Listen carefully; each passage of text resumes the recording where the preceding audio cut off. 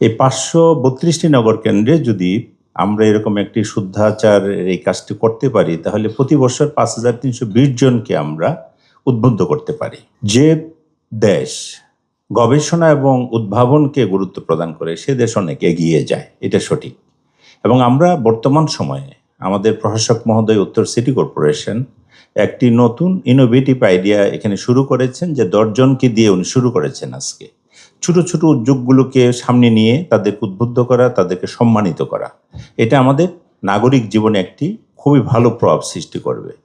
আমার অনুরোধ থাকবে যে 532টি নগর কেন্দ্র যদি আমরা শুরু করতে পারি, তাহলে প্রতি বছর একটি ভালো অংশ সমাজের তাদেরকে উদ্বুদ্ধ করা যাবে, তাদেরকে সম্মানিত করা যাবে। মানুষকে সম্মানিত করলে ভালো কাজ করার আইডিয়া সৃষ্টি হয়।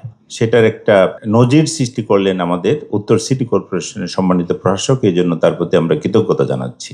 আজকে মাননীয় উপদেষ্টা মহোদয়গণ এখানে উপস্থিত হয়ে আমাদের এই সৃষ্টিশীল কর্মটিকে আজকে রিকগনাইজ করেছেন, এবং এই কাজটি আরও এগিয়ে নেওয়ার জন্য আমরা সারা দেশের সিটি কর্পোরেশন এবং পৌরসভা নগর কেন্দ্রগুলোকে এই কাজটি আমরা করব।